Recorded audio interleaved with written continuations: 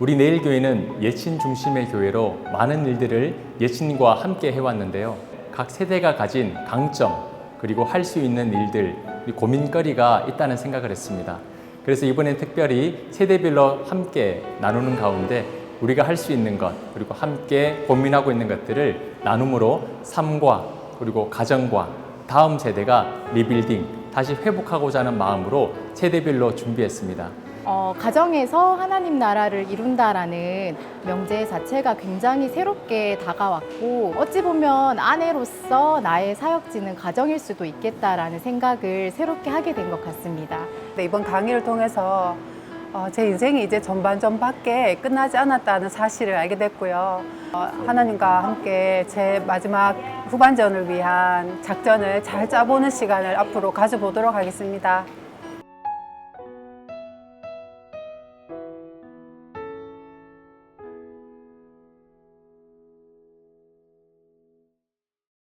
할렐루야, 할렐루야.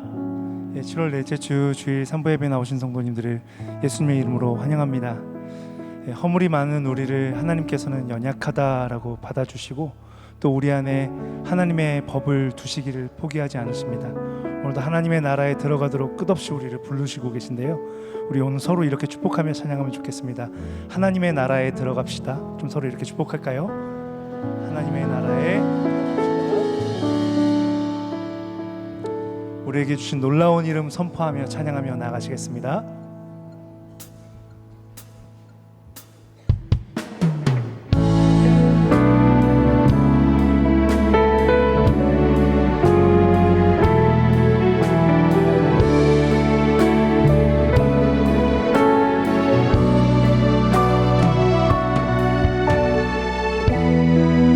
슬픈 마음 있는 자, 슬픈 마음 있는 자, 뭔가 영혼이 없는 자, 누구든지 부르시오. 예수 이름 부르시오. 그 이름을 믿는 자, 그 이름을 부르는 자, 그가 어떤 사람이든 그는 구원 얻으리. 슬픈 마음 있는 자, 슬픈 마음 있는 자, 뭔가 영혼이 없는 자, 누구든지 부르시오. 예수 이름 부르시오. 그 이름을 믿는 자, 그 이름을 부르는 자, 그가 어떤 사람이든 그는 구원 얻으리. 예수 예수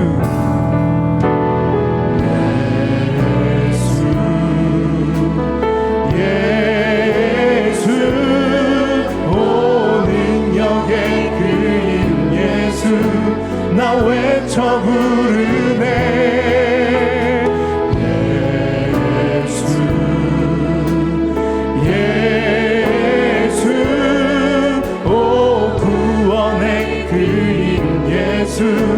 나 외쳐 부르네. 예수 그리스도. 우리에게 주신 놀라운 은혜입니다. 그 거룩한 이름 의지하며 다시 한번 슬픈 마음 있는 자, 뭔가 영혼 없는 자, 누구든지 부르시오. 예수 이름 부르시오. 그 이름을 부르는 자, 그가 어떤 사람이든 그 구원하. 은과 금 내게 없으나, 은과 금 내게 없으나 나 가진 것 너에게 주니. 능력의 이름 예수라. 그 이름을 붙드시오.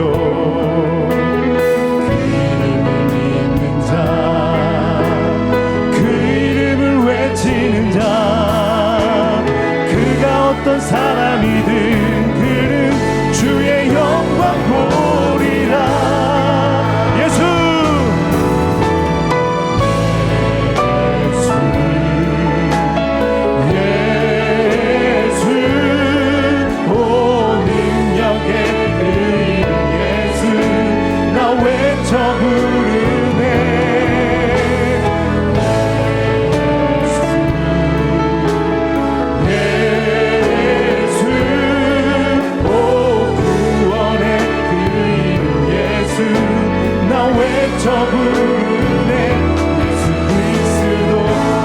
주신 영광의 이름,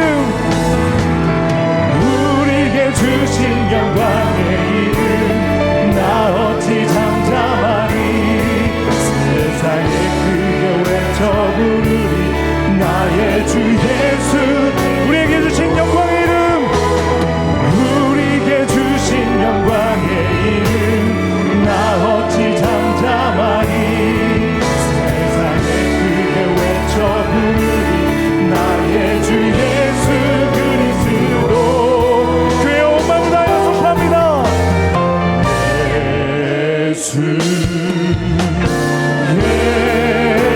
예수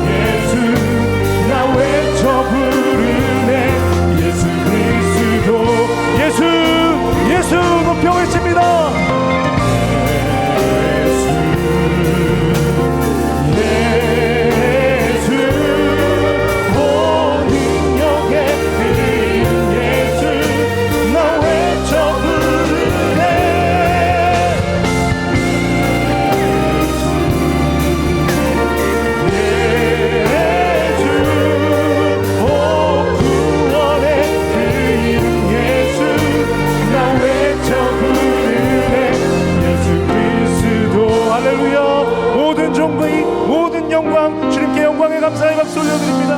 할렐루야. 우리에게 영원한 아멘이 되신 주님의 이름을 찬양합니다. 할렐루야. 네, 시간 자리에서 일어나 영광의 송영으로 하나님의 임재 앞에 나아가겠습니다.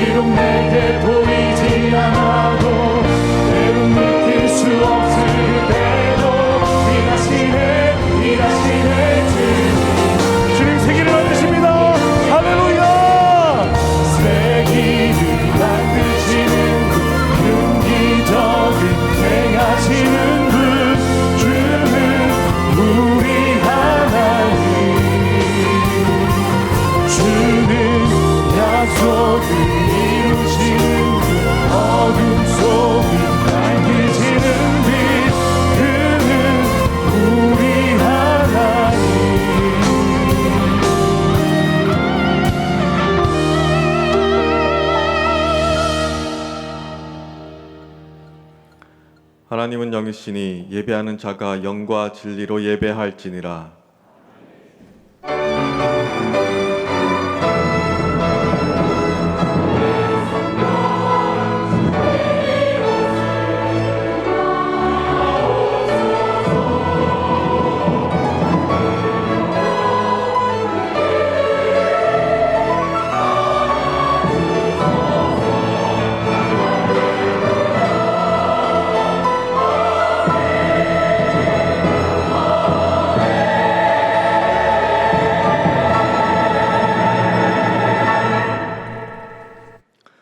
전능하사 천지를 만드신 하나님 아버지를 내가 믿사오며 그 외아들 우리 주 예수 그리스도를 믿사오니 이는 성령으로 잉태하사 동정녀 마리아에게 나시고 본디오 빌라도에게 고난을 받으사 십자가에 못 박혀 죽으시고 장사한 지 사흘 만에 죽은 자 가운데서 다시 살아나시며 하늘에 오르사 전능하신 하나님 우편에 앉아 계시다가 저리로서 산자와 죽은 자를 심판하러 오시리라.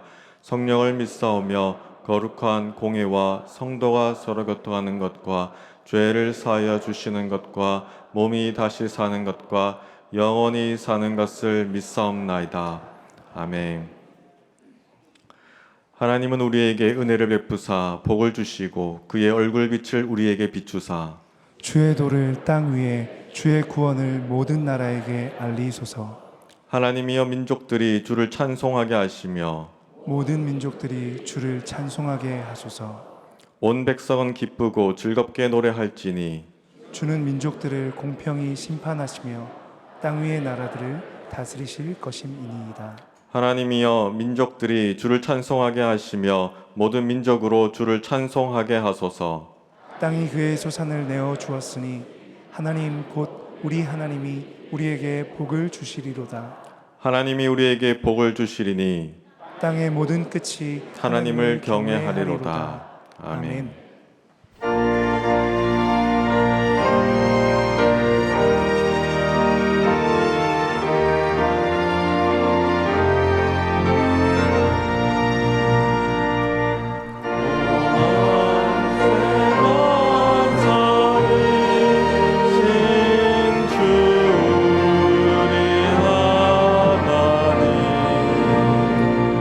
저 창조의 정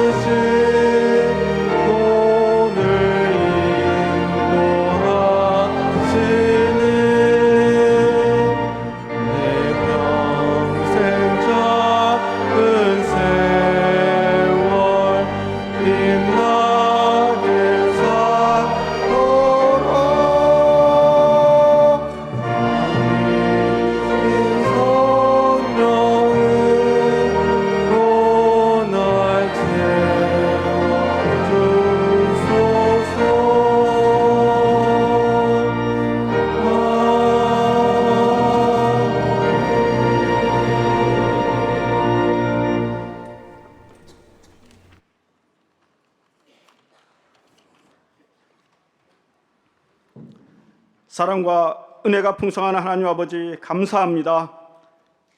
폭염과 우중에도 저희들을 지켜주시고 오늘 이 시간 예배의 자리로 불러주시니 참 감사를 드립니다. 상처받고 일그러진 마음을 갖고 나온 저희들을 붙잡아 주시고 만물을 말씀으로 창조하신 그 능력의 말씀으로 오늘 저희 모두를 생생하게 회복시켜 주시옵소서. 생수의 강이 저희 안에서 흐르게 하시고 원망과 불평, 슬픔, 불신과 냉소 등 저희들에게서 불필요한 것들을 제하여 주시옵소서. 오늘 이 시간 저희들을 향하여 무엇을 말씀하시는지 묻게 하시고 듣게 하여 주시옵소서. 아주 작은 일이라도 행하는 믿음을 허락하여 주시옵소서. 하나님, 우리 내교회를 사랑하셔서 늘 든든히 세워주시고 부흥케 하시니 주님 감사합니다. 말할 수 없는 탄식으로 우리를 위하여 친히 간구하시는 성령님을 매 순간 의지하며 살아가는 내일교회 모든 공동체가 되게 하여 주시옵소서. 예수님을 깊이 만나고 매일 교제하고 믿음의 길을 걸으면서 직접 경험하는 주님과의 추억들을 모든 성도들의 일생이 풍요로워지게 도와주시옵소서. 하나님, 이 무더운 여름 주일학교 여름 성경학교와 수련회 해외 각지로 단기 선교를 떠나가 돌아오는 그 걸음 가운데 통행하여 주시고 모든 이들의 건강과 안전을 지켜 주시옵소서. 이 모든 여름 사역을 통해서 성숙된 믿음을 더하여 주시고 주님과 깊은 교제의 장이 되게 하여 주시옵소서. 오늘도 말씀을 증거하시는 담임 목사님 영육간의 강건함으로 지켜주시고 성령과 말씀으로 충만케 하여 주시옵소서. 하나님의 말씀을 들을 때 잠든 영혼이 깨어나게 하시고 상심한 자들이 위로를 얻게 하시고 병든 육체가 고침을 받게 되는 귀한 역사가 나타나게 하여 주시옵소서. 예배를 돕는 산부 찬양대에게도 은혜를 베풀어 주사 하나님을 영화롭게 하는 찬양이 되게 하여 주시옵소서.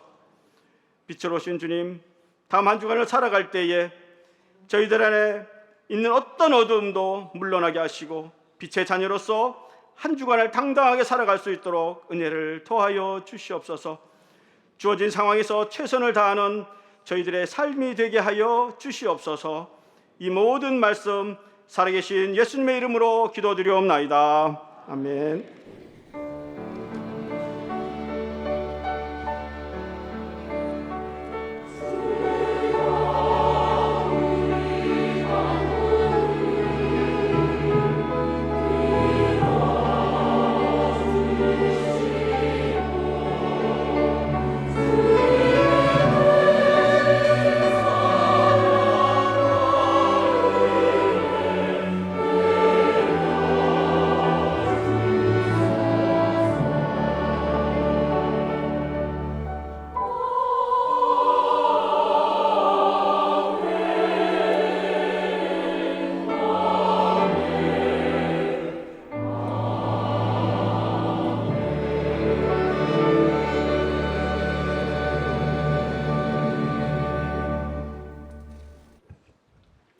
오늘 새 가족이 있습니다. 송은혜님 찬양하고 축복합니다.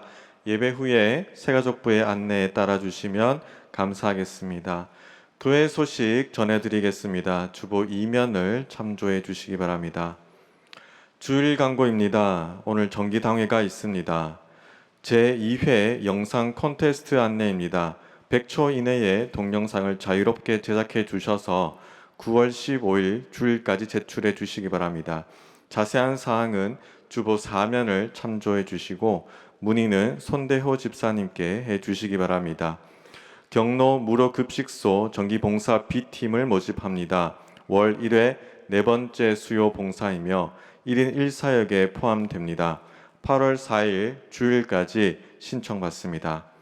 주중 광고입니다. 고등부 여름 수련회를 29일 월요일부터 31일 수요일까지 경일대학교에서 진행합니다. 중등부 여름 수련회를 8월 1일 목요일부터 3일 토요일까지 안동 인문정신연수원에서 진행합니다. 월삭기도회가 8월 1일 목요일에 있습니다. 예친 여름 방학 활동이 있습니다. 많은 참여 부탁드립니다. 예고 광고입니다. 초등부 여름 성경학교가 8월 9일 금요일부터 11일 주일까지 있습니다. 나눔의 장입니다. 피아노 기증에 참여해 주신 분들께 감사드립니다. 기증해 주신 피아노 4대는 더 만나홀, 더 나눔이, 영어 예배실, 세미나 1실에 비치되었습니다. 교우 소식입니다. 부고 광고가 있습니다. 믿음 2교구 210 예친 고 안승락 성도님께서 7월 27일 토요일 소천하셨습니다. 빈소는 대구 기독병원 장례식장 특 1호실입니다. 입관 예배는 오늘 오후 4시 30분, 교회 출발은 오후 4시이며 발인 예배는 29일 월요일 오전 8시 30분, 교회 출발은 오전 7시 50분입니다. 모든 장례 절차는 내일 교회에서 주관하고 성도님들의 많은 위로 부탁드립니다. 출산한 가정이 있습니다. 성도님들의 많은 축하와 기도를 부탁드립니다. 교역자 동정입니다. 믿음 1교구를 담당하셨던 이정학 목사님께서 성문교회 담임 청빙으로 사임하게 되셨습니다. 앞으로의 사역 가운데에도 주님의 은혜가 가득 부어주시길 함께 기도해 주시길 바라겠습니다. 앞에 나와주셔서 인사드리겠습니다.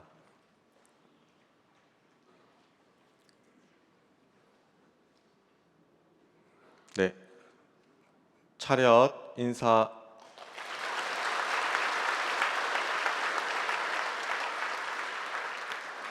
네, 교육자 휴가가 있습니다.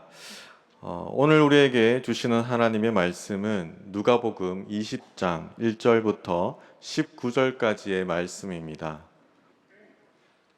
신약 성경 130면에 있습니다.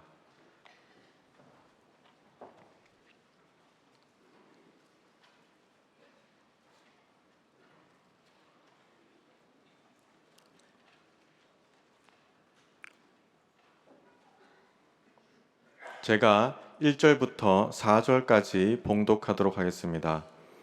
하루는 예수께서 성전에서 백성을 가르치시며 복음을 전하실새 대제사장들과 서기관들이 장로들과 함께 가까이 와서 말하여 이르되 당신이 무슨 권위로 이런 일을 하는지 이 권위를 준 이가 누구인지 우리에게 말하라.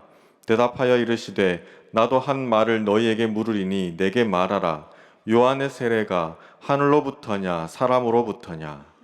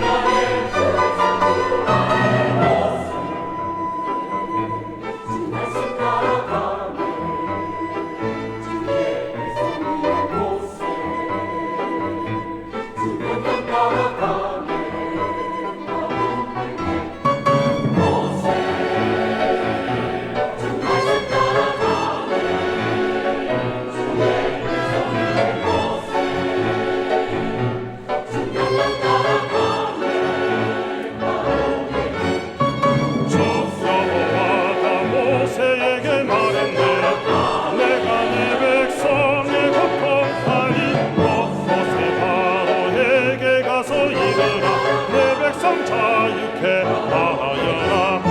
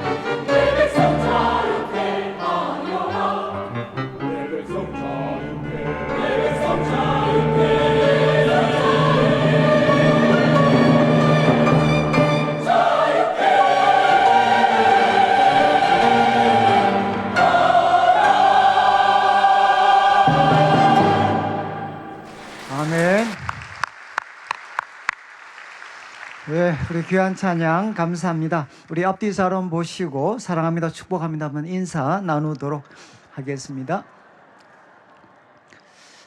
예, 저희들이 이제 이번 주간에 아마 휴가를 또 가시는 분들도 아마 많이 계실 것 같습니다. 그런데 저희들이 이제 누가복음 본문이 점점 자꾸 우울해져 가지고 좀 죄송한데 오늘 저희들이 누가복음 20장 이제 1절부터 19절까지 말씀을 나누게 됩니다.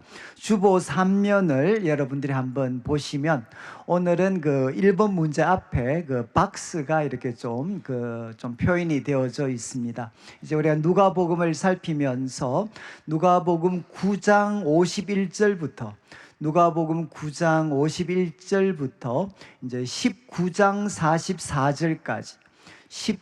44절까지 이제 예루살렘으로의 여정입니다. 여정. 이제 예수님께서 갈릴리에서 예루살렘으로 가시면서 있었던 여러 가지 일들 그리고 주셨던 가르침을 이제 쭉 이제 기록을 했습니다. 그러니까 누가복음의 중심부에 해당하는 내용입니다.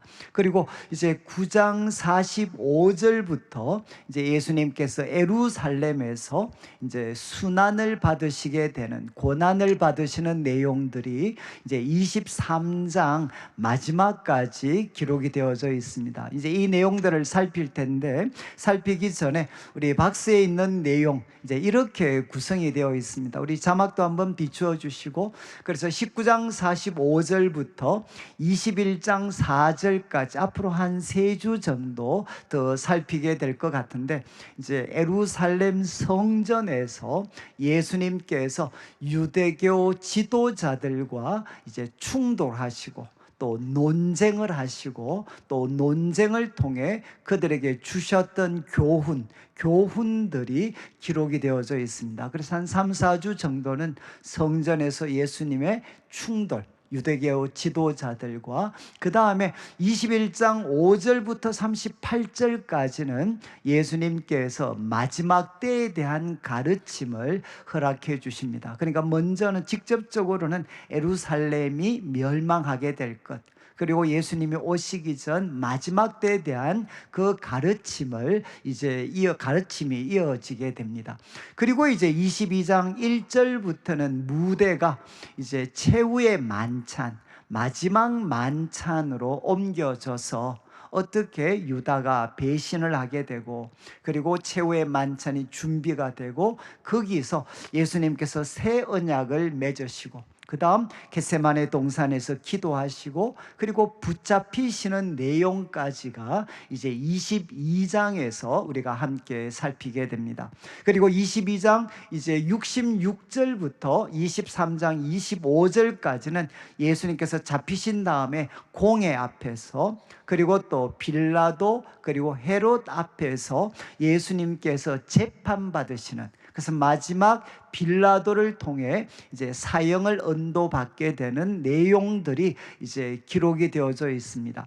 그리고 마지막 23장 26절부터 이제 23장 마지막 절까지는 예수님께서 십자가에 못 박혀 죽으시고 그리고 매장되는 장사 지낸 바 되는 내용들이 이제 이어지게 됩니다. 그러니까 이제 한 23장 마지막까지는 이렇게 5부분으로 이루어져 있고 저희들이 한 5번 주와 또 한 3, 4주 정도는 이제 성전에서 예수님께서 예루살렘 유대교 지도자들과 가졌던 논쟁과 가르침을 살피게 됩니다. 오늘은 이제 첫 번째 논쟁인데 20장 1절을 한번 보시면 좋겠습니다. 20장 1절 이제 하루는 예수께서 성전에서 백성을 가르치고 또 복음을 전하고 계셨습니다. 그러니까 예수님 사역의 가장 중심은 가르치는 사역이셨습니다. 그런데 가르치시는데 세 부류의 사람이 이제 등장을 합니다. 첫 번째는 대제사장들. 그러니까 이제 예루살렘 성전에서 최고의 권력을 가졌던 대제사장들 그리고 두 번째는 서기관들입니다. 이 서기관들은 원래 성경 원문을 필사했던 사람들인데 시간이 지나면서 이제 대부분 영어 번역을 보면 율법 교사들 율법의 전문가들로 번역을 하고 있습니다. 그러니까 요즘으로 말하면 신학자들입니다. 신학자들. 탁월한 신학자들. 그리고 세 번째는 장로들입니다. 장로들. 장로들은 누군가 하면 이제 평신도 지도자들이라고 생각을 하면 되겠습니까? 대제사장은 오늘날 같으면 우리 목회자들 중에 최고 지도자들. 그리고 두 번째 서기관들은 이제 최고의 신학자들. 그리고 세 번째 장로들은 최고의 평신도 지도자들이 이제 예수님께 가까이 오게 됩니다. 그런데 이 세 부류의 사람들은 나중에 집에 가셔서 9장 22절을 한번 읽어보시면 예수님께서 제자들에게 첫 번째 예루살렘에서 고난받으실 것을 예고를 하십니다. 예고. 첫 번째 예수님의 고난을 예고하실 때 예루살렘에 가시면 세 부류의 사람에게 버림받을 거다라고 말씀하시는데 그때 이 세 부류의 사람이 그대로 등장을 합니다. 장로들, 대제사장들, 서기관들에게 버림받을 것에 대해서 말씀을 하셨습니다. 그리고 여기 등장하는 세 부류의 사람들은 여러분 이제 당시는 이스라엘은 로마의 지배를 받고 있었지만 유대인들 가운데 최고의 의결 기관이 있었습니다. 유대인들의 최고 의결 기관. 그게 뭔가 하면 산헤드린 공회라고 불렸던 최고의 의결 기관이 있었는데 그 최고의 의결 기관 산헤드린 공회를 구성했던 사람이 이 세 부류의 사람입니다. 대제사장들, 그리고 또 서기관들, 그리고 장로들이 이제 산헤드린 공회를 구성을 하고 있었습니다. 그러니까 조금 비약일 수는 있는데 예수님 앞에 누가 등장을 했느냐? 당시 유대교의 최고의 권위자들입니다. 대제사장들과 그리고 신학자들이었던 서기관들과 평신도 지도자들이었던 장로들이 이제 예수님 앞에 가까이 오게 됩니다. 그리고 이제 이들과 논쟁, 질문하고 그리고 논쟁하고 대답하시는 내용들이 나오는데 여러분 이제 우리가 한 3, 4주는 조금 힘든 본문을 다룹니다. 왜냐하면 예수님 당시에 최고의 권위자들이 예수님을 무너뜨리기 위해서 질문을 던지게 됩니다. 그러니까 이게 보통 질문이 아니죠. 그 시대 바로 예수님이라면 여기에 이 덫에는 빠져나가지 못할 거다라는 질문을 던지게 되고 또 예수님께서는 짧은 답변을 통해서 그들의 모든 시도들을 그냥 무력화시키게 됩니다. 무력화시키고 그리고 이제 거기에서 더 나아가서 전혀 새롭고 분명한 가르침을 예수님께서 주시게 됩니다. 그러니까 그 시대 예수님 당시에 가장 어떻게 보면 난제들입니다. 난제들. 어려운 난제들을 서로 주고받는 장면이기 때문에 사실 쉽지 않는 본문이지만 그러나 이 말씀을 여러분들이 조금만 더 깊이 한번 묵상을 해보시면 여전히 우리 시대도 유효한 그런 질문이 되게 됩니다. 그래서 제가 참 책을 찾아보니까 이제 워낙 오래된 책이라서 절판이 되어져 버렸는데 한 40년 전에 존 스토트라는 분이 이 구절 예수님과 종교 지도자들 사이에 가졌던 논쟁을 배경으로 해서 변론자 그리스도라는 책을 썼습니다. 그런데 제가 찾아보니까 이제 이미 절판이 다 되어서 지금은 아마 새 책으로는 구분하기가 좀 구하기가 어려우신 것 같아요. 혹시라도 가지신 분들은 한번 다시 읽어보시면 바로 이 논쟁을 배경으로 하고 있습니다. 오늘은 첫 번째 1절부터 시작을 해서 8절까지는 첫 번째 논쟁과 답변입니다.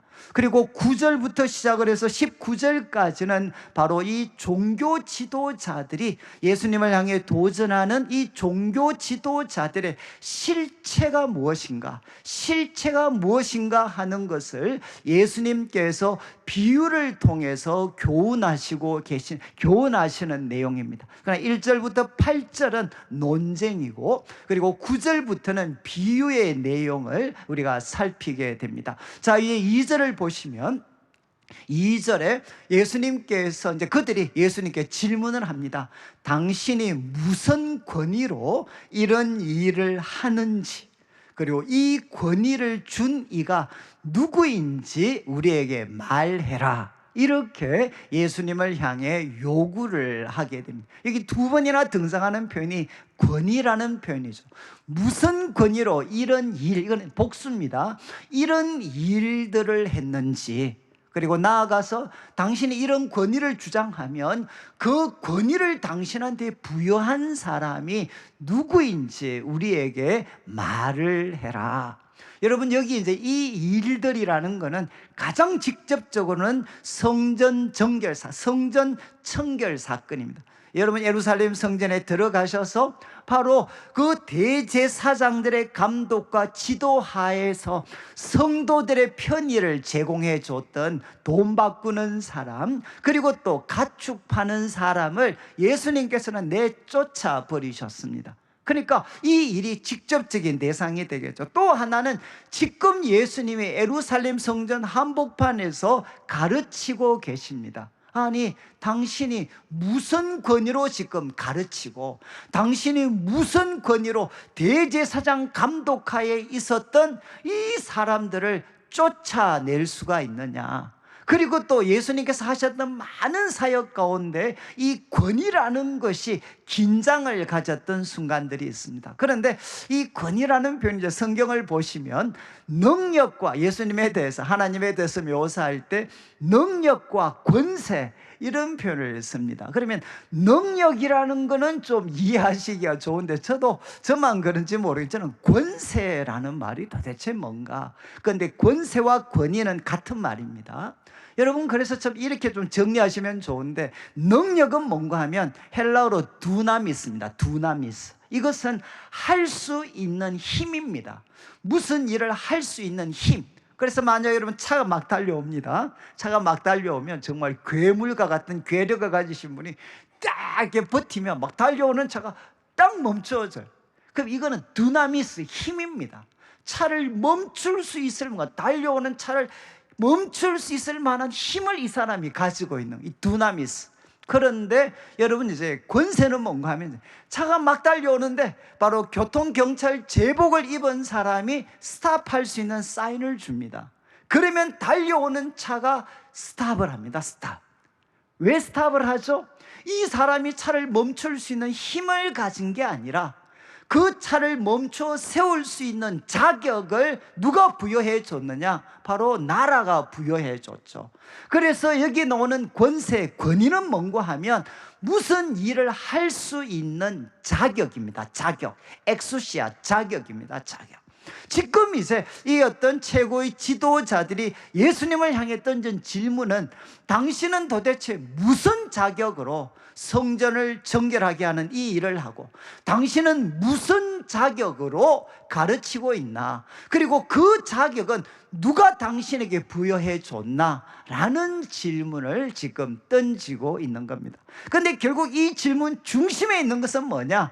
당신의 그 권위, 당신의 자격은 사람은 준 적이 없는데 그러면 하나님이 준 거냐 아니냐 라는 질문으로 우리는 단순화시킬 수가 있습니다. 여러분, 이제 좀 쉽게 말씀을 드리면, 만약에 제가 오늘 말씀을 전합니다. 제가 무슨 자격으로 지금 여기에서 설교를 하는 걸까요?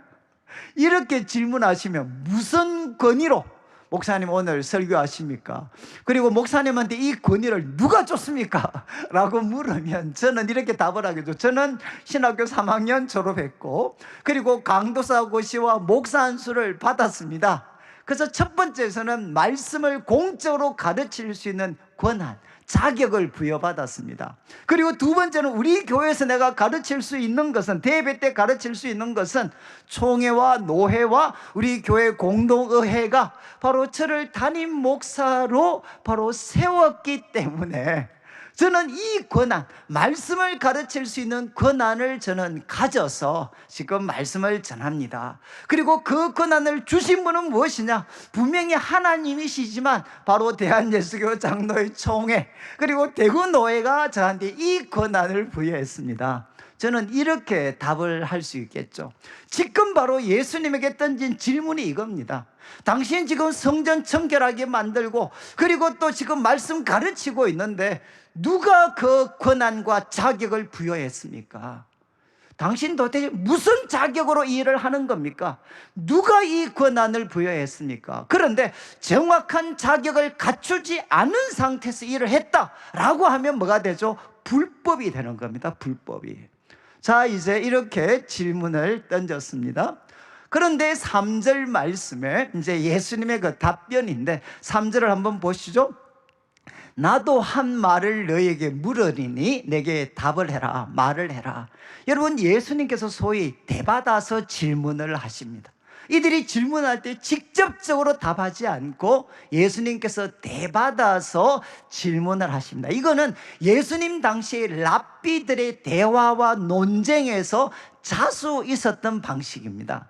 그러니까 어렵고 곤란한 질문을 하면 거기에 다른 질문을 대받아 쳐서 그 논쟁을 발전시켜가는 하나의 그런 방법들입니다. 자, 그래서 예수님 질문을 하시는데 4절을 보시면 질문의 내용이 뭔가 하면 요한의 세례가 하늘로부터냐 아니면 사람으로부터냐, 이렇게 예수님께서 질문을 하십니다. 그러니까 결국은 이 질문이 지금 대제사장과 서기관들이 예수님에게 던졌던 질문이죠. 도대체 당신 일을 하는데 하늘로부터 권위를 부여받았냐 아니면 스스로 권위를 주장하는 거냐, 도대체 누가 당신한테 이런 권위 줬냐라고 질문을 했는데 예수님도 물으십니다. 요한의 세례가, 하늘은 하나님입니다. 유대인들은 하나님의 이름을 망령되이 일컫지 않기 위해서 하나님의 이름을 직접적으로 사용하는 걸 최대한 자제를 했습니다. 그래서 하늘이라는 표현을 많이 사용했어요. 하늘로부터냐 아니면 사람으로부터냐. 이러니까 이제 5절을 보시면 이 최고 권위자들이 이제 서로 의논을 합니다. 의논을 하면서 만약에 우리가 하늘로부터다, 요한의 세례가 하늘로부터다라고 대답하면 틀림없이 예수라는 분이 야, 그럼 왜 안 믿었냐? 왜 요한을 안 믿고, 그리고 헤롯이 그를 죽일 때 왜 그것을 그냥 버려두었느냐? 틀림없이 우리한테 책망을 할 거다. 그리고 또 6절을 보시면 만약에 땅으로부터다, 사람으로부터다라고 하면 여러분 그 당시 요한의 영향력은 막강했습니다. 나중에 여러분들이 사도행전 읽어보시면 멀리 떨어진 에베소라는 도시에 갔을 때 그때 사람들이 예수님은 몰라도 세례 요한을 알고 있었습니다. 그 정도로 세례 요한은 소위 어마어마한, 요즘으로 하면 팬덤을 몰고 다녔던 사람입니다. 그래서 여러분 만약에 요한의 세례가 하늘로부터다라고 하면 요한을 선지자로 인정하고 있었던 사람들이 돌로 우리를 칠 거다, 이런 일이 일어날 거라는 거죠. 그러니까 7절 말씀에 그들이 이렇게 대답을 합니다. 야, 나는 모르겠다. 우리 모르겠다. 요한의 세례가 어디로부터 나왔는지 우리는 모르겠다. 여러분, 이건 진실이 아니죠. 알고 싶지 않는 겁니다. 대답하고 싶지 않은 거죠. 왜? 이렇게 대답을 해도 문제가 생기고 저렇게 대답을 해도 문제가 생깁니다. 이렇게 모르겠다라고 대답을 하니까 8절 말씀, 예수님께서 나도 무슨 권위로 이런 말 하는지 너희에게 말하지 않겠다. 야, 너희가 말 안 하면 나도 말 안 하겠다. 이렇게 대답을 하십니다. 여러분, 이제 여기까지 첫 번째 이야기인데 이 이야기를 들으니까 막 여러분 마음이 야, 그 나쁜 놈들 쌤통이다, 뭐 이런 생각이 드시나요? 저도 처음에는 야, 이 머리 굴리는, 이 잔머리 굴리는 애들, 예수님께서 더 어려운 질문 던지셔가지고 그냥 입이 쑥 들어가도록 했구나. 저 정말 이렇게 통쾌하게 느꼈던, 그런데 좀 마음이 찝찝했던 게 예수님도 우리하고 좀 비슷하신가? 왜냐하면 우리도 한 번씩 이야기하다가 누가 대답하기 곤란한 질문하면 상대방한테 더 곤란한 질문을 해서 서로 야, 네가 말 안 하면 나도 말 안 해, 이렇게 모면하는 것, 그건 모면할 때가 있잖아요. 예수님도 우리하고 비슷하신가? 근데 제가 가졌던 이제 질문 중에 하나는 이거였어요. 여러분, 요한의 세례에 대해서 예수님이 말씀하셨는데 이 위기를 벗어나기 위해서 더 곤란한 질문을 던지신 건가? 아니면 거기에서 더 나아가서 요한의 세례는 예수님의 권위와 밀접한 관계가 있는가 없는가? 저는 사실 이 후자 쪽의 질문을 제가 잘 가져보지를 못했습니다. 근데 제가 요번에 이제 누가복음을 공부하니까 공부하면서 이런 예수님의 질문에 심오한 뜻이 있었구나. 여러분, 예수님께서 요한의 세례에 대해서 질문하셨는데 요한의 세례와 예수님의 권위는 관계가 있을까요, 없을까요?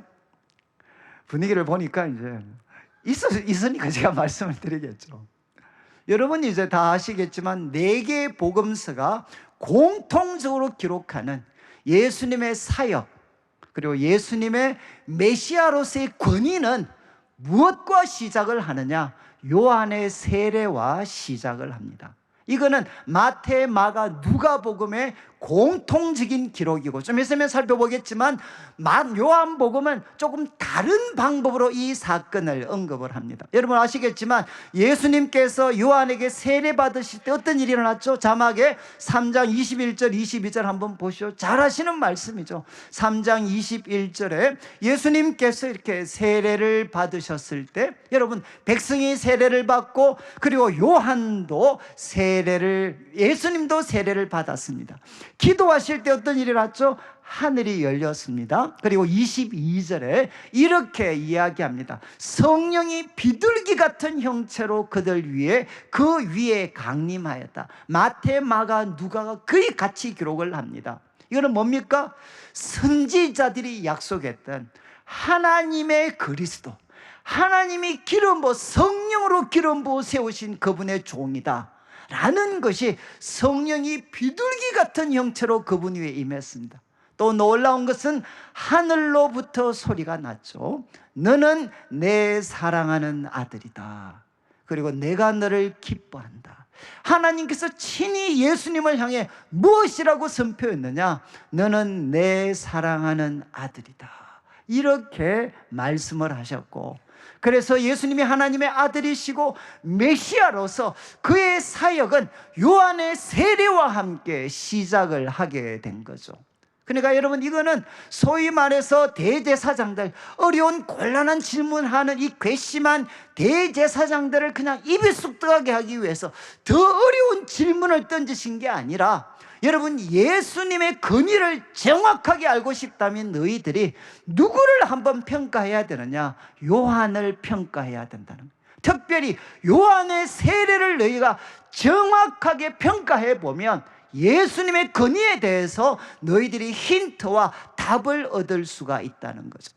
여러분 이것이 생생하게 나타난 것이 요한복음 1장 29절부터 34절인데 조금 길긴 하지만 여러분 요한복음은 사건을 기술하는 게 아니라 바로 요한이 사람들과 대화 속에서 자기가 예수님이 하나님의 아들이심을 확신하게 된 것을 세례와 연관지어서 설명을 하고 있습니다. 회고하는 형태로 서술을 하고 있습니다. 1장 29절 한번 보시면 여러분 이튿날 요한이 예수께서 자기에게 나오심을 보고 뭐라고 이야기? 유명한 구절이죠. 보라 세상 죄를 지고 가는 하나님의 어린 양이다. 그러니까 30절을 보시죠. 그렇게 이야기한다면 요한이 설명합니다. 야, 내가 분명히 전에 내 뒤에 오시는 분에 대해서 말씀했는데 계속해서 이야기했는데 바로 이 사람을 가리킨 것이다. 이렇게 요한이 이야기합니다. 그러면 질문이 생기죠. 어떻게 당신이 바로 예수라는 분이 당신이 이야기한 내 뒤에 오는 분이다. 어떻게 알 수 있게 됐습니까? 31절을 보시면 이 사도 요한이 세례 요한이 이야기합니다. 야, 내가 물로 세례 베푸는 것은 무엇이냐? 잘 보십시오. 물로 세례를 베푸는 것은 그를 이스라엘에 나타내려 합니다. 그분이 어떤 권위를 가지신 분이신지를 나타내기 위해서 나는 물로 세례를 주는 것이다. 또 32절을 보십시오. 32절 요한이 정언을 합니다. 자, 이제 세례 때 일어난 장면을 그가 직접 서술합니다. 야, 내가 보매 난 봤다. 성령이 비둘기같이 하늘로부터 내려와서 그 위에 머무는 것을 내가 봤다는 겁니다. 요한이 직접 이야기하는 겁니다. 성령이 비둘기같이 하늘로부터 내려와서 그분 위에 머물렀다. 그 다음 33절을 보십시오. 나도 그를 알지 못했는데, 그 다음 표현 잘 보시면, 나를 보내어 물로 세례를 베풀라 하신 분, 이분이 누구시죠? 바로 성부 하나님이십니다. 요한에게 바로 물로 세례를 베풀라고 명령을 하셨던 그 성부 하나님께서 나에게 말씀을 하셨다는 거죠. 무슨 말씀을 하셨느냐? 성령이 내려서 누구 위에든지 머무는 것을 보면 그가 바로 성령으로 세례를 베푸는 분인 줄 알아라. 이렇게 성부 하나님께서 자기에게 세례를 베풀라고 명령하셨던 하나님께서 말씀을 하셨다는 거죠. 이 말씀에 비추어서 여러분, 성령이 비둘기같이 예수님에게 임하는 것을 보았기 때문에 마지막 34절 보십시오. 이렇게 요한이 정리를 합니다. 내가 보고 그가 하나님의 아들이심을 증언하였노라. 여러분, 요한은 분명히 자신의 세례와 예수님의 권위가 어떤 관계가 있는지를 명확하게 설명을 하셨어요. 여러분, 요한의 세례는 하늘로부터 났고 그 세례를 통해 예수님은 누구로서는 되셨느냐? 여러분, 바로 선지자들이 약속했던 하나님의 성령이 임하시는 하나님이 세우신 구원자 그리스도다. 그리고 그분이 바로 하나님의 아들이시다 라는 것이 명확하게 나타났다는 것입니다. 여러분, 이제 예수님께서는 바로 자신의 권위가 하늘로부터 난 것인지 어디로부터 난 것인지를 너희가 정확하게 알고 싶다면 요한의 세례를 깊이 생각해 보라는 거죠. 여러분, 요한의 증언을 깊이 생각해 봐라. 그의 증언을 통해서 너희가 확인할 수 있는 것은 무엇이냐? 예수님은 성경이 약속한 하나님이 세우신 구원자시고 그분은 누구시냐? 하나님의 아들이십니다. 그리고 그분의 십자가의 죽으심과 부활을 통해서 그분은 만왕의 왕, 만주의 주님이십니다. 여러분, 예수님께서 이렇게 답변을 하셨어요. 여러분, 이 말씀을 통해 하나님 우리에게 주시는 교훈은 그러면 무엇이겠습니까? 우리는 그럼 예수님을 어떻게 대해야 되죠? 이 말씀을 통해 다시 한번 우리 성도들은, 여러분, 요한의 세례를 통해 다시 한번 예수님의 인생을 살폈을 때 우리가 믿고 섬기는 예수님은 누구시냐? 하나님이 세우신 그리스도십니다. 그리고 그분은 누구시냐? 하나님의 아들이십니다. 그리고 그분은 십자가의 죽으심과 부활을 통해서 만왕의 왕, 만주의 주가 되신 분이십니다. 겸손히 그분의 권위를 우리가 받아들이고 그리고 그분을 믿고 신뢰하고 그리고 그분에게 순종하는 사람이 되는 것이 바로 옳은 길이라는 겁니다. 자, 이제 예수님께서는 이 논쟁을 통해 말씀하시고 9절을 한번 보시죠. 이제 비유로 넘어가게 되는데 9절 말씀, 이제 비유로 말씀을 하십니다. 여러분, 참 저는 이 9절부터 시작을 해서 이제 15절까지 이 비유가 쭉 내용이 전개가 되는데 여러분, 한 6절 정도 되는 말씀입니다. 그런데 참 이 말씀 속에 제가 이제 한 주 동안 제가 이 말씀을 묵상하다가 이 속에 구약이 다 들어 있습니다. 그리고 또 조금 있으면 말씀드리겠지만 복음서가 다 담겨져 있습니다. 그리고 조금 더 비약하면 계시록까지 담겨져 있습니다. 저는 참 이 짧은 비유를 통해 어떻게 이 거대한 내용을 예수님께서 이렇게 명확하게 표현하실 수 있나? 여러분, 앞으로 이제 교회 나름 참 이렇게 그 지도자가 되실 분들이 이 비유는 정말 이렇게 마음에 새기셔야 됩니다. 자, 이제 9절에 비유를 이렇게 시작합니다. 한 사람이 포도원 만들어 농부들에게 세를 주고 그리고 타국에 가서 오래 있었다. 여러분, 이렇게 말씀을 시작하십니다. 그런데 아마 이 말씀을 들을 때 당시 최고의 지도자들 또 성전에 있던 백성들은 누구에 대해서 이야기하는 건지 그들은 잘 알 수가 있었습니다. 왜냐하면 여기 포도원, 한 사람이 포도원을 만들었다는 것은 어느 내용과 너무 비슷한 내용이냐? 이사야 5장 1절 2절 한번 보시죠. 아마 이스라엘 백성들이라면 잊을 수 없는 비유입니다. 선지자의 비유. 여러분, 가장 구약에 위대했던 선지자 이사야가 이스라엘 백성들의 실체를 그들에게 책망할 때 그가 사용했던 너무나도 아름답고 가슴 아픈 비유죠. 나는 내가 사랑하는 자를 위하여 노래한다. 내가 사랑하는 자의 포도원을 노래한다. 내가 사랑하는 자에게 포도원이 있으며. 여러분, 아마 예수님의 비유를 들을 때 사람들은 이 이사야의 비유, 이 이사야의 노래를 아마 그들은 다 생각을 했을 겁니다. 그리고 2절 말씀에는 이제 이 포도원을 향한 하나님의 사랑과 관심, 헌신, 모든 틀을 돌 제거하고 포도나무 극상품 심고 망대 세우고 술틀 팔고 할 수 있는 최선의 노력을 다했지만 이제 이사야의 노래는 들포도를 맺는 것으로 이 이야기가 전개가 됩니다. 그런데 오늘 예수님의 비유는 이 포도원을 한 사람이 만들고 농부들에게 새로 주고 멀리 갔다. 그럼 이 농부는 누구겠습니까? 여러분 19절을 먼저 한번 비추어 주시면, 여러분 19절 이 비유가 마칠 때 19절에 사람들이 이렇게 반응을 합니다. 19절에 보면 이 비유, 서기관과 대제사장들이 예수의 이 비유는 자기를 가리켜 말씀하신 줄 알았다. 결국 농부는 누구죠? 여기 등장하는 농부들, 하나님이 만드신 포도원을 바로 세를 받기 위해서 맡겼던 농부들은 누구냐? 바로 지도자들, 서기관들과 대제사장들이었습니다.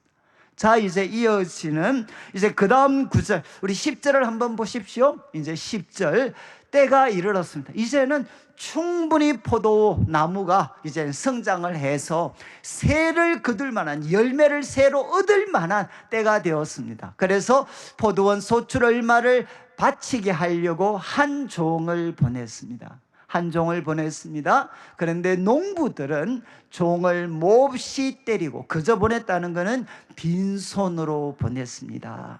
그리고 11절 예수님께서 계속 말씀하십니다. 그런데 주인은 다시 다른 종을 보냈습니다. 그런데 농부들은 그도 역시 몹시 때렸습니다. 또 하나가 첨가됩니다. 능욕하고 온갖 모욕을 주고 그를 거저 보냈습니다. 또 12절 이야기하시면 또 다시 세 번째 종을 보냈습니다. 여러분, 다시 이거는 뭡니까? 주인은 포도원을 포기하지 않습니다. 그리고 그 열매를 너무나도 사랑하고 기대하고 계시는 거죠. 그래서 세 번째 다시 보내는데 이 종도 상하게 했다. 이거는 뭔가 거의 불구로 만들어 버렸다는 거예요. 이 종을 불구로 만들어 버리고 내쫓아 버렸다. 여러분, 이제 이 10절부터 12절은 구약의 역사를 압축적으로 표현하는, 여러분 구약의 이야기는 결국 무엇이죠? 하나님이 자기 백성 세우시고 대제사장 그리고 많은 종교 지도자, 정치 지도자들을 세워서 하나님의 포도원 이스라엘을 통해 하나님께서 영광 받으시기를 원하셨습니다. 그런데 그들은 거부했죠. 자기의 것으로 사유화시켜버리고, 이것이 하나님의 것이니까 하나님께 영광을 돌려라, 그 열매를 드려라 라고 부르짖는 선지자들을 어떻게 했느냐? 그들은 때리고 모욕을 주고, 때로는 불구로 만들고 빈손으로 보내고, 때로는 죽이기까지 했던 것, 이것이 바로 구약의 이야기입니다. 자, 그런데 13절 이제 세 번째 주제입니다. 그런데 포도원 주인이 이야기합니다. 어찌할까? 이거는 뭔가 하면 이 누가복음에 특징적으로 등장하는 내적 독백입니다. 여러분, 탕자가 이야기하죠. 내가 어떻게 하면 좋을까? 불의한 청지기가 내가 어떻게 하면 좋을까? 마치 그것처럼 주인이 내가 어떻게 할까? 여러분이 주인이면 어떻게 하겠습니까? 더 강한 군대 보내가지고 바로 그 농부들 진압하고 빼앗아서 그냥 다른 사람에게 줘버려야 되지 않나요? 그런데 주인은 정말 어찌할까 하다가 놀라운 선택을 하는 거죠. 내 사랑하는 아들을 보낼 것이다. 이제 구약 성경에서 복음서로 넘어오게 됩니다. 내 사랑하는 아들을 보낼 거다. 그는 존대할 것이다. 이런 기대를 가지고 그 사랑하는 아들을 보내게 됩니다. 여러분 참 무슨 구절이 떠오르죠? 요한복음 3장 16절 하나님이 세상을 이처럼 사랑하사 바로 반역하는 지도자들 그리고 그들에게 정말 왜곡된 그들의 지도하에 왜곡된 삶을 살고 있는 이 세상을 하나님은 이처럼 사랑하셔서 폭력적으로 진압하는 대신에 사랑하는 아들을 보내게 됩니다. 여러분 이 사랑하는 아들은 이미 살폈던 것처럼 예수님 세례 받으실 때 등장했고 구약 성경에는 이것이 어디 등장하나? 여러분 22장 창세기 22장 2절에 하나님이 아브라함에게 독자 이삭을 요구할 때 내 사랑하는 독자 이삭을 나한테 바쳐라. 여러분 사랑하는 독자 바로 이삭에게 적용되어졌던 표현이죠. 여러분 하나님은 자신의 사랑하는 아들을 보내셨습니다. 이만큼 여러분 바로 그 반역하는 지도자들 그리고 그 안에서 신음하는 그 백성들을 우리 주인 하나님께서는 포기하지 않고 사랑하셨습니다. 그리고 아들을 사랑의 절정이죠. 그 사랑하는 아들을 보내셨습니다. 14절 보시죠. 그런데 사람들은 어떤 반응을 보이느냐? 14절 이제 농부들이 그를 보고 서로 의논합니다. 그리고 이런 표현을 합니다. 이는 상속자니 죽이고 그 유산을 우리의 것으로 만들자. 여러분 여기 상속자니 여러분 세 번이나 보냈던 종들과 마지막으로 보낸 아들과 가장 큰 차이가 무엇이죠? 법적인 권한입니다. 종들에게는 주인과 공유할 수 있는 소위 법적 소유권을 갖고 있지 않았지만 이 아들은 어떻게 되죠? 상속자, 아버지와 같이 이 법적인 소유권을 갖고 있는 사람이었어요. 그래서 농부들은 이야기합니다. 그를 죽이고 유산을 우리의 것으로 만들자. 여러분 이 짧은 표현 죽이고 그 유산을 우리의 것으로 만들자. 여러분 이것은 창세기부터 여러분 아담과 하와부터 지금까지도 이어지고 있는 인간 반역의 중심입니다. 인간 반역의 중심, 특별히 지도자들에게 가장 날카롭게 등장하는 반역의 그 중심에는 무엇이 있느냐?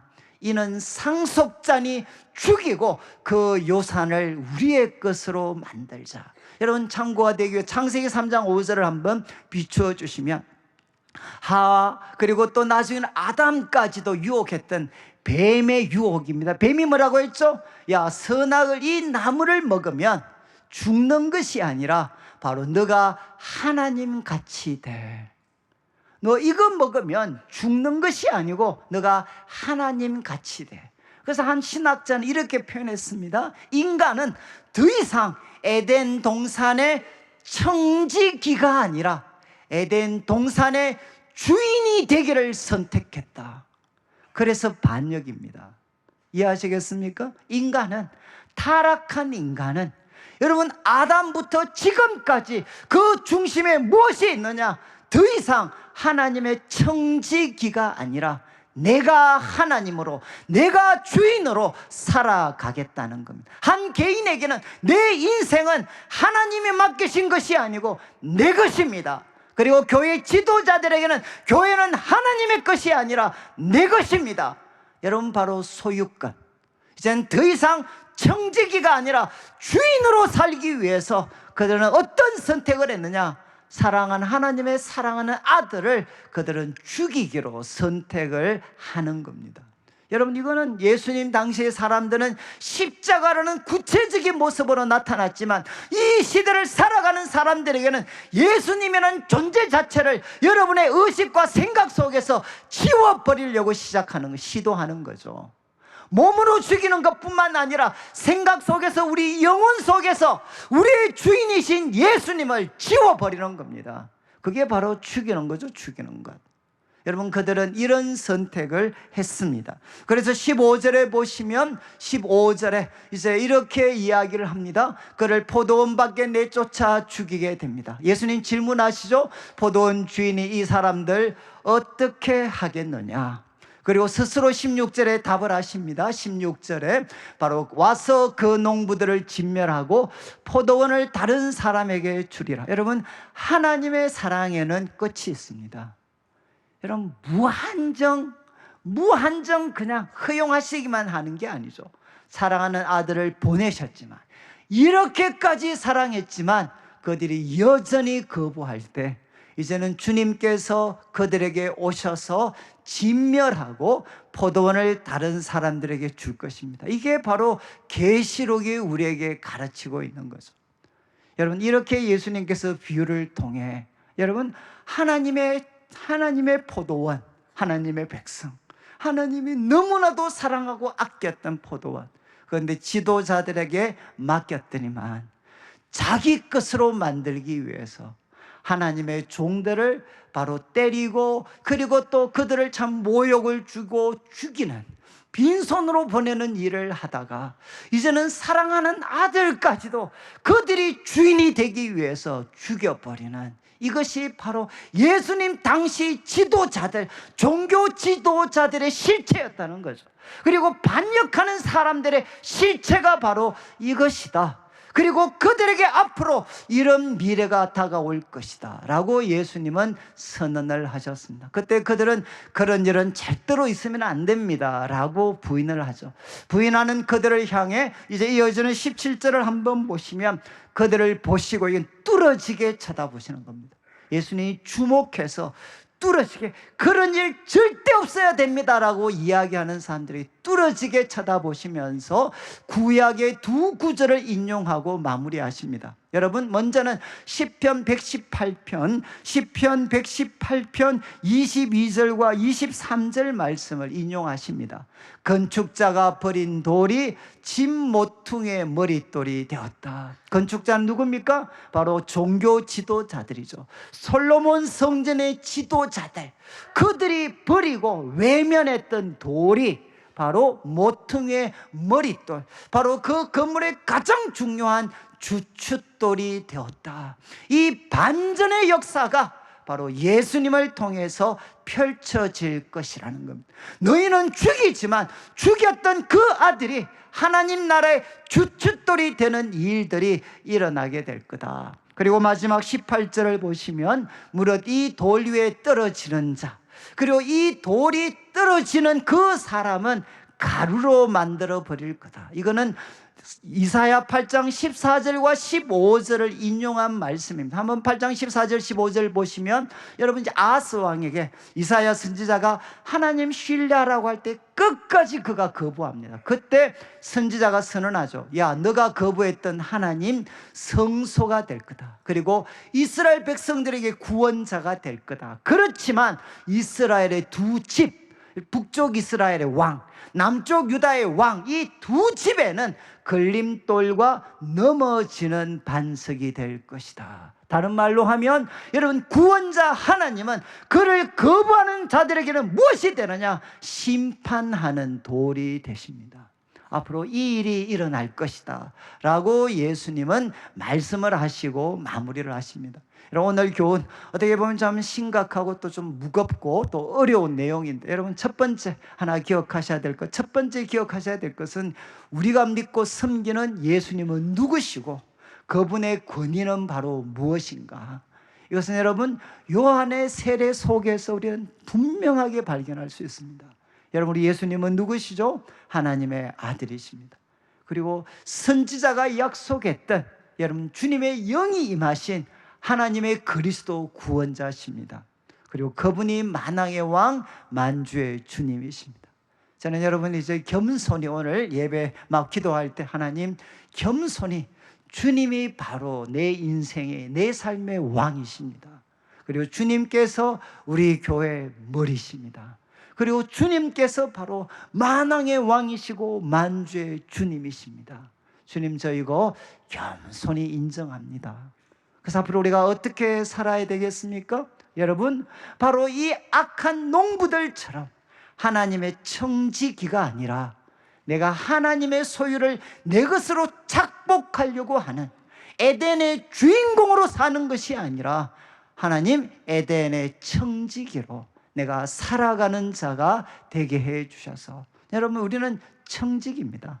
우리 하나님이 맡기신 것들을 잘 잘 관리하도록 맡기신 바로 청지기들이죠. 그것이 가정이든 교회든 우리의 직장이든 일터든 은사든 재능이든 하나님의 청지기로 하나님의 영광을 위하여서 아낌없이 사용하는 우리 성도들이 되셔서 하나님께서 정말 착하다 칭찬하시는 종들이 되고, 무엇보다 여러분 교회의 지도자들, 저와 같은 교회의 지도자들은 여러분 바로 이 악한 농부들처럼 하나님의 것을 자신의 것으로 착복하려고 하는 죄에 빠지지 않도록 우리가 항상 깨어있는 성도들 되시기를 주님의 이름으로 축원합니다. 우리 같이 한번 찬양을 드리겠는데, 우리 말씀드렸던 내용 595장 이 찬양 속에 이제 다 담겨져 있습니다. 그래서 우리가 기도하는 마음으로 같이 한번 찬양을 드리도록 하겠습니다.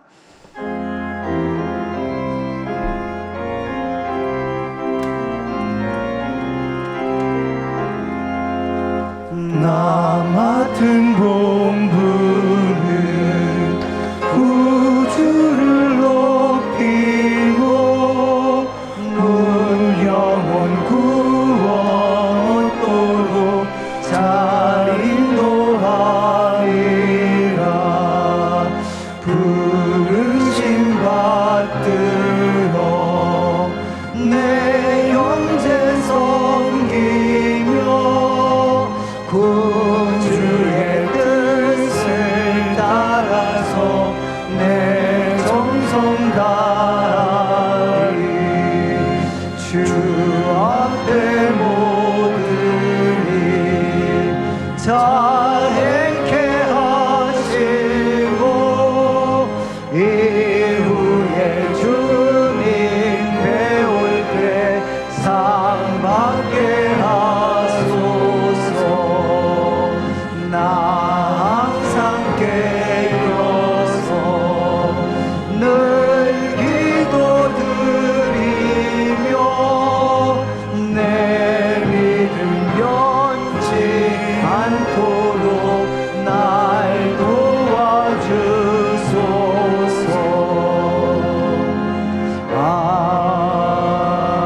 아멘. 네, 우리 같이 한번 일어나셔서 한 번만 같이 기도드릴 때, 하나님 저 고백합니다. 예수님께서 하나님의 아들이시고 하나님이 세우신 그리스도 구원자시며 만왕의 왕 만주의 주님이심을 제가 믿습니다. 왕이신 주님의 권위를 겸손히 인정하고 이 한 주간도 하나님의 청지기로 주님의 청지기로 우리가 주의 뜻에 순종하며 살아가는 삶 되게 하셔서 하나님께 칭찬받는 저희들의 삶 되게 하여 주시옵소서. 그리고 우리 이정학 목사님 이제 성문교회에서 앞으로 이제 사역하시게 될 텐데 하나님 함께 해 주시도록, 그리고 이번 주간에 많은 우리 주일학교 부서 우리가 수련회가 있습니다. 하나님 함께하여 주십시오. 함께 한번 기도드리겠습니다. 하나님 아버지 감사합니다. 하나님 주님께서 내 인생의 왕이 되어 주시고 교회의 머리가 되시며 하나님 아버지 천지와 만물의 왕이 되시는 분이심을 저희들이 고백합니다. 하나님 이 한 주간도 주님께 순종하며 살 수 있도록 도와주시고, 하나님 주님의 청지기가 아니라 하나님과 같은 자가 되려는 이 욕망들로부터 하나님 우리를 지켜주시옵소서. 하나님 주님의 보혈로 우리를 정결하게 하시고 성령으로 새롭게 하여 주셔서 이제는 주님을 섬기는 것이 우리의 기쁨이 되고 감사가 되고 찬양이 될 수 있도록 역사하여 주시옵소서. 주님 기뻐하시는 열매를 맺게 하여 주옵소서. 하나님 아버지 감사합니다. 사랑하는 성도님들 주님 앞에 귀한 예물을 드립니다. 이 물질 속에 담겨져 있는 우리 성도님들의 눈물과 기도와 땀, 믿음과 사랑의 고백을 연락하시고 먼저 주의 나라와 의를 구하는 주의 백성들에게 약속하신 대로 모든 것을 더하여 주시옵소서. 하나님 주님께서는 하나님이 세우신 구원자시고 하나님의 아들이시며 만왕의 왕 만주의 주님이시고 다시 오시는 분이십니다. 이 예수님을 겸손히 내 삶의 왕으로 주님으로 모시고 이 한 주간도 하나님의 종으로 주님의 뜻을 이루며 주님의 영광을 나타내며 살아가는 모든 성도들 되게 하여 주시옵소서. 우리 성도들의 삶을 짓누르는 많은 기도의 제목이 있습니다. 왕이신 주님께서 이 시간 찾아가셔서 우리 성도들의 무거운 짐을 벗겨주시고 예수 그리스도 이름의 권세와 영광을 나타내 보여주셔서 우리 성도들의 영혼과 육체와 가정과 일터에 하나님의 구원이 임하게 하여 주시옵소서. 하나님, 이 한 주간 동안 하나님 모든 주일학교 많은 여름 행사들이 있습니다. 불꽃 같은 눈동자로 지켜주시옵소서. 이성학 목사님 이제 다음 주부터 하나님 성문교회에서 섬기시게 되는데 주의 성령으로 사로잡아 주시옵소서. 하나님께 기쁨이 되고 이 대구 땅에 희망이 되는 교회로 든든히 세워 주시옵소서. 사모님과 자녀들을 붙잡아 주시기를 원하옵고 감사를 드리며 예수님의 이름으로 기도드립니다. 아멘. 지금 우리 주 예수 그리스도의 크신 은혜와 하나님 아버지의 극진하신 사랑과 성령 하나님의 감동 감화 위로하시고 교통하심이 하나님의 아들 하나님이 세우신 그리스도 구원자 그리고 만왕의 왕 만주의 주이신 우리 주님의 권위를 겸손히 인정하고 주님을 믿고 신뢰하고 순종하며 이 한 주간도 하나님이 기뻐하시는 청지기로 살아가기를 소망하는 모든 주의 백성들 위해 지금부터 영원토록 함께 있을지어다. 아멘.